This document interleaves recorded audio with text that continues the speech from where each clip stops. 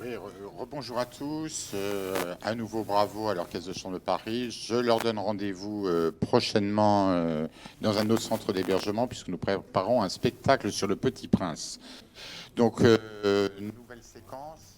On a changé de lieu. Vous êtes ici au bar, qui est un lieu stratégique entre la laverie, la boutique éphémère, la cuisine, l'amphithéâtre. Donc, on a l'occasion, avec Osguet, de partager un petit café avant la prochaine séquence. Oui, mais avant de passer la place à un spectacle inédit et spécial pour la Maison de réfugiés, j'ai une question difficile au directeur général d'Emmaüs Solidarité. Quels sont les 3 besoins fondamentaux qui sont ressortis ces derniers mois pendant la crise sanitaire?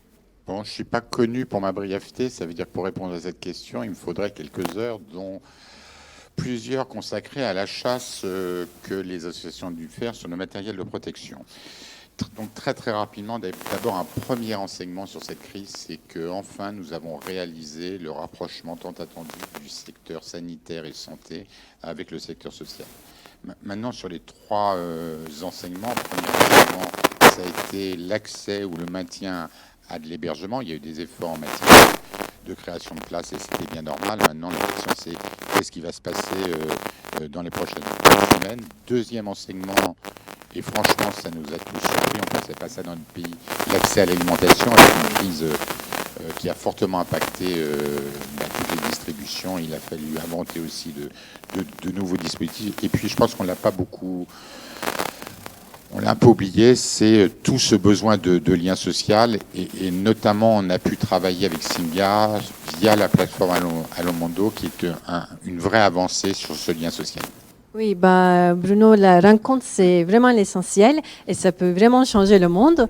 Mais je peux vraiment moi aussi parler pendant 2 heures, mais au lieu de faire des longs discours, je vous propose de regarder une vidéo très rapide. Imaginez, vous venez d'arriver en France. Qu'est-ce qui fait que vous pourriez un jour considérer ce pays comme un second chez vous, ou réaliser vos rêves et contribuer au projet de société ?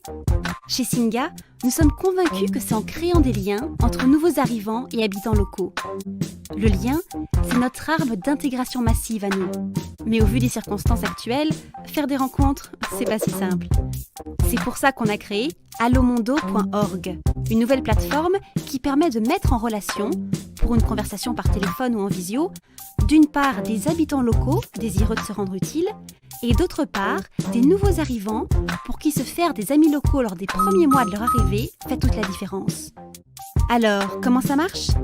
Vous remplissez un bref questionnaire, puis Allo Mondo vous met en relation avec une personne avec qui vous avez au moins une langue en commun. Vous vous appelez une première fois via la plateforme Allo Mondo de manière anonymisée.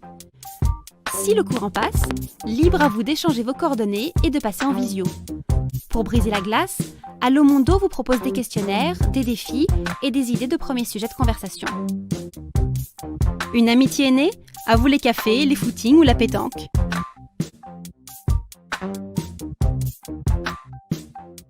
allomondo.org. Et si l'amitié entre les peuples, c'était simple comme un coup de fil ?